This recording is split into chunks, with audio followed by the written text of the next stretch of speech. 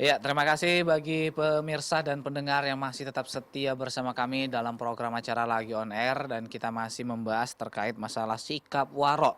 Nah, Bang Biring, Hmm, kita kembali mengajak para pemirsa untuk iya, bergabung bersama kita nih, Bang Biring. iya betul. Aha, untuk itu bagi pemirsa yang mau gabung, Iya, silakan datang silakan. kemari bilang. Kok kesini? Teh kita kurang nanti. Oh Nah, gitu. belum dapat iklan teh kita, Oh jadi iya. belum. Ya mana tahu bagi ada yang mau sponsor nih Oh banyak gitu ya. sponsor kan begitu. Jadi setrum kali-kali teh kita di sini. Ya silakan ya di 0617944282. Iya, Haha. ada juga SMS di 085271153456. Ya. Ini saya sebelum kita bahas materi ya, ada yang SMS tadi mana tahu bermanfaat kan.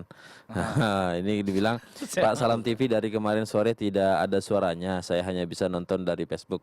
Jadi Oh. ada apa? Ada solusi kemarin salah Aha. satu apa kita itu di scan ulang katanya. Oh iya, silakan. Ya, di scan ulang ya. Nanti insya Allah ada suaranya. Ya, Kalaupun insyaallah. tidak, sabar insya Allah lagi diperbagusin. Mhm. Hmm. Ya, Oke, terima kasih ya. baiklah kalau begitu. Mmm. Ya kalau nggak dengar Radio Risalahun bisa juga. Mhm. Iya betul. Kita kembali ke Ustadz nih, Mat, sambil menunggu nih. Oke. Ah, Ya, Pak Ustadz, tadi sudah disebutkan tentang level-level waro ya dan hmm, juga beberapa contoh dari sikap waro. iya, Mungkin ada nggak nih kiatnya untuk menjadi seorang yang waro itu seperti apa nih, Ustadz? iya betul. Mhm. Apa namanya, agar kita menjadi wara, tentu yang pertama adalah bagaimana kecintaan kita kepada Allah Subhanahu wa taala itu lebih besar daripada kecintaan kita terhadap yang lain ya. Mhm, Ini memang merupakan apa namanya, pendorong bagi seorang hamba untuk bisa beribadah kepada Allah Subhanahu wa betul. taala ya. Mhm, Karena apa namanya, orang yang sering ya dikalahkan oleh hawa nafsunya ya, mhm, karena faktor duniawi ya, karena ekonomi, apa namanya, harta ya. Itu artinya kecintaannya kepada Allah Subhanahu wa taala itu lebih kecil kecil dibanding kecintaannya terhadap perkara dunia. Maka kita sebagai seorang muslim, jadikanlah kecintaan kita kepada Allah Subhanahu wa taala itu di nomor satu nomor begitu. satu. Makanya ketika azan berkumandang ya, Mhm, itu segala aktivitas duniawi akan kita tinggalkan ketika kita meletakkan cinta kita kepada Allah Subhanahu wa taala di satu ya. iya Pak Ustadz. Ini yang harus menjadi catatan bagi kita, karena sesungguhnya orang yang cinta kepada Allah Subhanahu wa taala, Mhm, maka bukti cintanya lah dengan beribadah dan meninggalkan yang dilarang oleh Allah Subhanahu wa taala. Kemudian yang kedua adalah bahwa apa namanya, agar kita senantiasa merasa bahwa diri kita diawasi oleh Allah Subhanahu wa taala ya. mhm, Karena terkadang kan terbesit di dalam diri manusia ya, eh, ketika dia melakukan perbuatan diharamkan oleh Allah dan tidak diketahui oleh manusia, seolah-olah Allah tidak mengetahuinya ya. Ini nih yang disebut dengan muraqabatullah, merasa diawasi oleh Allah Subhanahu wa taala, dan ini yang memang harus terus tertanam di dalam diri kita. Dimanapun ya, kapanpun, di tempat terang atau di tempat tersembunyi, Allah pasti tahu ya apa yang kita lakukan. Dan iya, satu hal lagi, ketika Allah Subhanahu wa taala tahu, maka tentu segala perbuatan yang kita lakukan ya, perbuatan-perbuatan yang haram, maka tentu itu akan dicatat oleh Allah dan nanti kita akan mendapatkan balasannya. Dan ini memang yang berat ya, mhm, karena apa namanya, ada tingkat-tingkatannya juga ini muraqabatullah ya. Kadang di tempat yang ramai ya, di tempat atau di masjid dia merasa senantiasa diasihi oleh Allah Subhanahu wa taala. iya Maka Pak yang Ustadz. tertinggi adalah ketika dia sendiri ya. Ketika dia merasa sendiri, apa namanya, sendirian, rasa takutnya kepada Allah Subhanahu wa taala begitu besar ya. Kita bisa lihat bagaimana kisah-kisah salafus saleh terdahulu ya, Mhm, ketika apa namanya, ada dua orang apa namanya, sudah berkesempatan untuk melakukan perbuatan maksiat nih, melakukan perbuatan zina, tapi ternyata dirinya ya, karena rasa ketakwaannya kepada Allah Subhanahu wa taala dan dia merasa diawasi oleh Allah Subhanahu wa taala, maka dia tinggalkan perkara tersebut.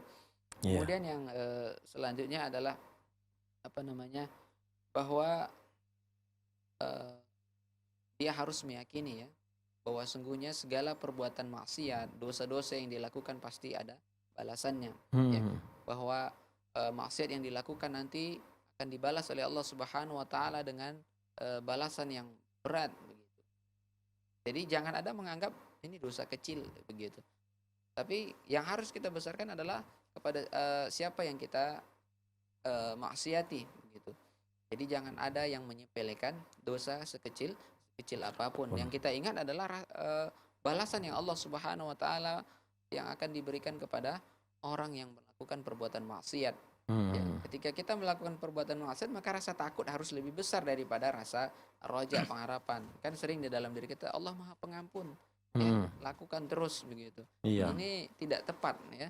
Seharusnya ketika kita terjatuh ke dalam perbuatan maksiat, rasa takut ini harus lebih besar dibanding rasa pengharapan kita. Namun ketika kita bertobat, memang rasa roja atau pengharapan kita kepada Allah Subhanahu wa taala harus lebih besar agar kita tidak berputus asa kepada Allah Subhanahu wa taala. Ya. Jadi tadi ada al-mahabbah ya, kecintaan kita kepada Allah Subhanahu wa taala, kemudian rasa takut yang begitu besar kepada Allah Subhanahu wa taala ketika kita melakukan perbuatan maksiat. Kita bisa lihat, baca sejarah atau teladan dari para sahabat Rasulullah dan ulama-ulama terdahulu, bagaimana para sahabat yang sudah Rasulullah SAW janjikan masuk surga, tapi rasa takutnya masih tinggi gitu. Ya, artinya sudah direkom ya. Ini apalagi kita saat ini, kita direkom pun tidak. Iya, betul.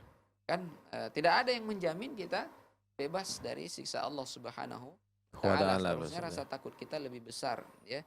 Antara para sahabat yang kita tahu sudah banyak yang direkom, termasuk diantara orang-orang yang dikabarkan masuk surga oleh Rasulullah SAW. Tapi mereka kualitas ibadahnya sangat tinggi, jauh sekali dibanding kita. Kemudian rasa takutnya kepada Allah Subhanahu wa taala juga begitu besar. Ya. Kemudian ya, yang selanjutnya adalah bagaimana kita bisa mengendalikan hawa nafsu.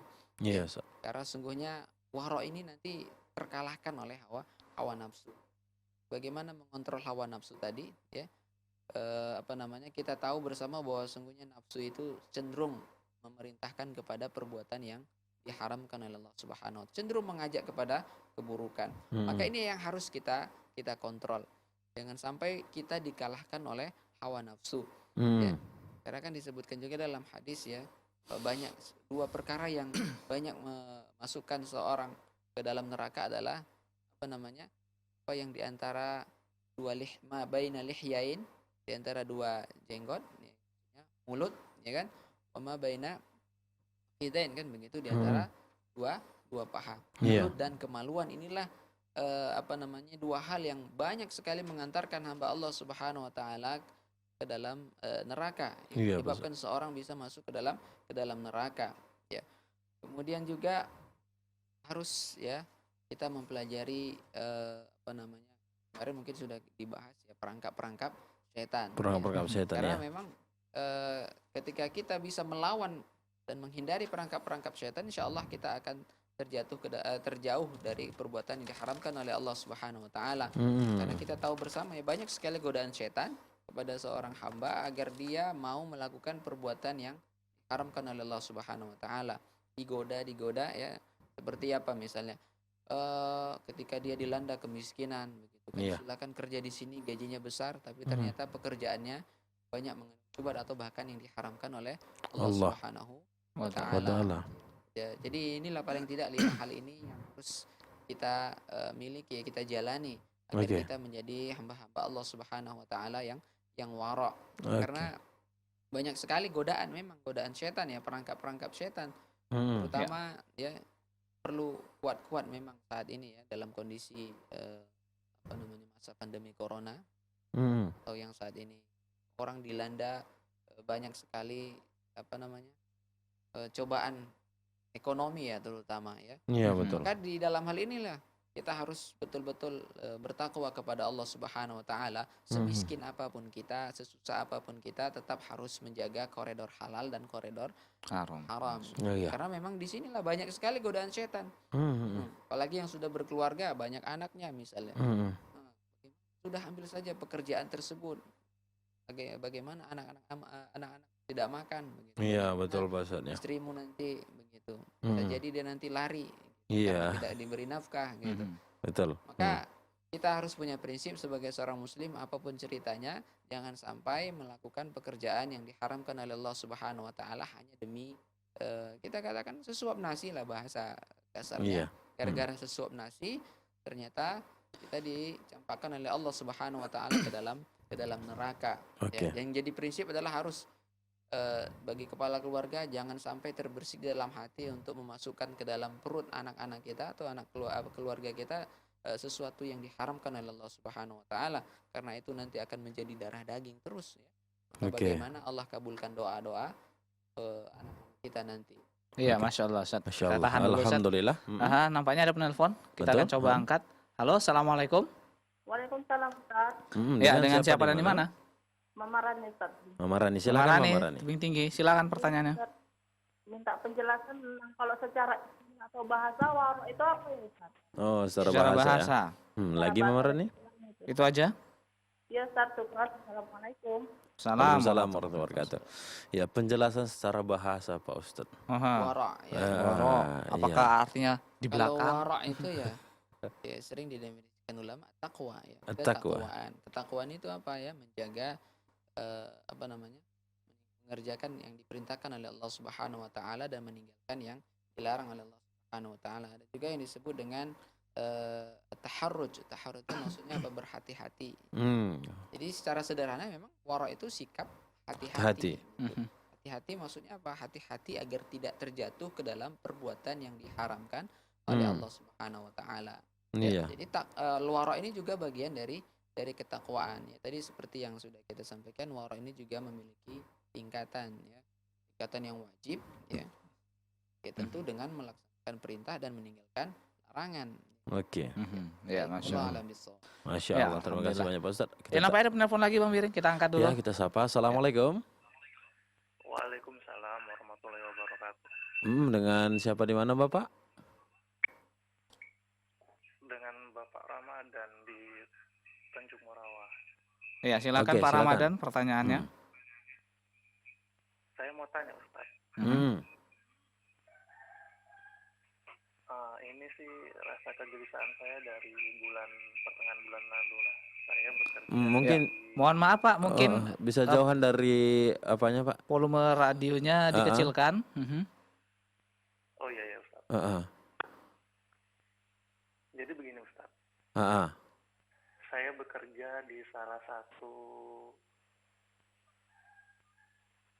dealer. Apa itu? Saya mau tanya Ustaz, Iya, Oke, silakan Pak. silakan Pak. saya mau tanya itu haram atau tidak? Ada unsur haram atau tidak gitu Ustaz? Di Ap- gaji saya. Kerja di mana Pak? Saya bekerja di penjualan. Oh, dealer ya. Dealer.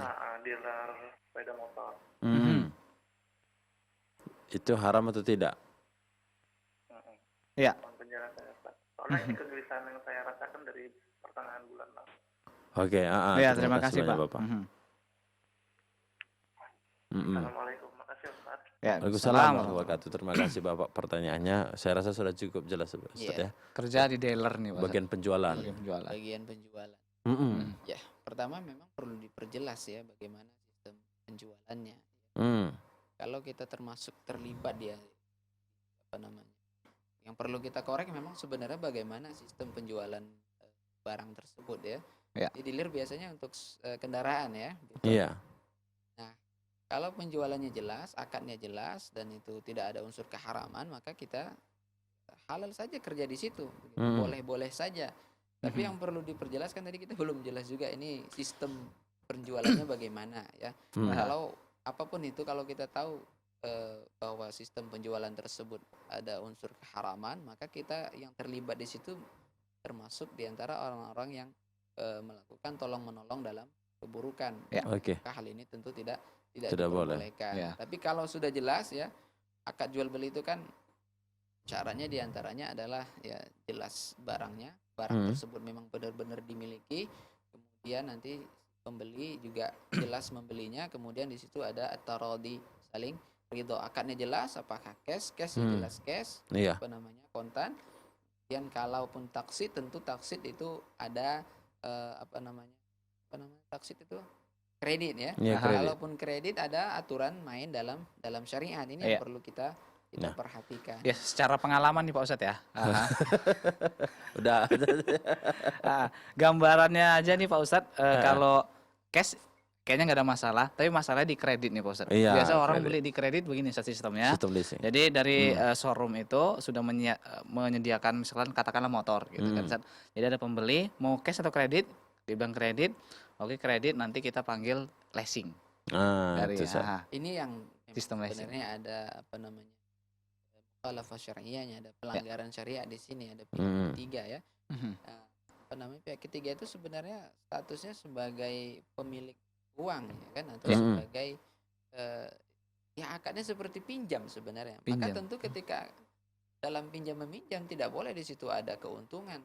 Qardin jar manfaatan fahuwa riba. Setiap utang piutang atau pinjaman yang menghasilkan manfaat, maka itu termasuk riba. Riba. Ya. Maka seharusnya bagi dealer ya, ini terutama usaha seperti itu, milikilah modal ya, miliki kendaraan tersebut secara sempurna, ya sudah akadnya antara Anda dan pembeli gitu. Jangan ada lagi pihak Ya ketiga. ketiganya gitu. Maka dalam hal ini ketika kita terlibat di situ, wallahu a'lam bishawab, maka tadi seperti yang kita sampaikan ya, dalam bekerja itu harus kita perhatikan kerjaannya halal atau tidak, atau jangan sampai kita termasuk di antara orang yang tolong menolong dalam keburukan. Keburukan dan Kayaknya dosa. dalam bekerja di bank misalnya, saya kan cuma menyapu begitu. Saya kan cuma bersih-bersih gitu. Tapi Iya. Anda termasuk di antara gerombolan atau orang-orang yang tolong menolong dalam keburukan. Iya. Makanya Rasulullah sebutkan juga seperti apa namanya ketika mengharamkan khamar, bukan penjualnya saja, orang yang menghidangkan, Iya, betul. orang yang terlibat di dalam situ kena dosanya kan begitu. Jadi ini yang harus kita perhatikan. Jangan merasa saya kan kerjaan saya halal nih, cuma bersih-bersih. Tapi Iya. bersih-bersih warung tua kan. Oke, terima Ya kasih terima banyak, kasih Ustadz, Masya Allah. Untuk Bapak yang tadi kita harapkan untuk bersabar untuk mencari pekerjaan. Kalau memang ada haram di sana, carilah yang lebih halal untuk berkah. Namanya ada penelpon lagi Om Miring, kita angkat dulu. Halo, Assalamualaikum. Warahmatullahi wabarakatuh, Ustaz. Dengan siapa di mana? Aisyah di Sedang Bedagi, Ustaz. Oke, Ya, Aisyah, silakan pertanyaannya Ukti Aisyah. Nah, Assalamualaikum warahmatullahi wabarakatuh, Ustaz. Waalaikumsalam warahmatullahi wabarakatuh. Ana mau bertanya tentang ini, Ustaz. Yang seorang kan ada ini, Ustaz. Bagaimana kita menasihatinya, Ustaz? Kan di sini ada yang menceritakan kepada kita, ada 5 anaknya itu dipasang semua pemanis itu, Ustaz. Yang satu, yang laki-laki dipasang supaya dia tidak mempan dibacok katanya kan, Ustaz. Iya. Badannya biar kebal. Yang satu biar dia kelihatan manis. Yang satu dia kalau jualan dia laris. Dan sebagainya lah gitu kan, Ustaz. Yang kita pun juga tidak tahu tentang masalah pemanis itu kan, Ustaz. Kan dia cerita kepada saya, lalu saya bilang kepada yang cerita tadi, kalau ingin melepaskan dari kesulitan, kan dia berusaha untuk berobat itu kan, Ustaz. Maka nggak bisa kita bilang kan. Buang aja tuh susuk kita bilang kan. Mana bisa dibuang, kan kalau dibuang dia mati gitu kan gitu. Iya, Sama aja gitu juga mati kita bilang kan gitu kan, Ustaz. Karena udah keturunan dipasang semua. Yang mau saya bertanya tentang ini, Ustaz. Itu dosanya kemana dia akan mengalir gitu, Ustaz? Iya. Karena kan dari kakeknya yang memasang gitu kan, orang tuanya itu tidak melarang gitu, Ustaz. Padahal orang tua juga ikut memasang gitu, Ustaz. Iya. Itu apakah terus berjalan sampai mereka nanti meninggal sampai ke anak-anaknya atau bagaimana gitu, Ustaz? Iya. Oke. Tolong beri penjelasan tentang itu ya, Ustaz. Syukron, Ustaz. Assalamualaikum warahmatullahi wabarakatuh. Ya, Waalaikumsalam Waalaikumsalam. warahmatullahi wabarakatuh. Masya Allah. Ya. Pertanyaan yang banyak sekali di masyarakat terjadi ya. Jadi mungkin kita jawab setelah break ya, karena panjang kali ini. Kita mau Paling minum nggak bentar. mempan bacok, kirim ke Palestina. Daripada nggak manfaat. Bacok nggak mempan Om Miring, tapi kalau kena Peluru tembus juga. Baiklah. Sahabat keluarga muslim dan juga sahabat Arisalah dimanapun Anda berada. Insya Allah kami akan kembali tentunya setelah jeda pariwara berikut Berikut ini. ini.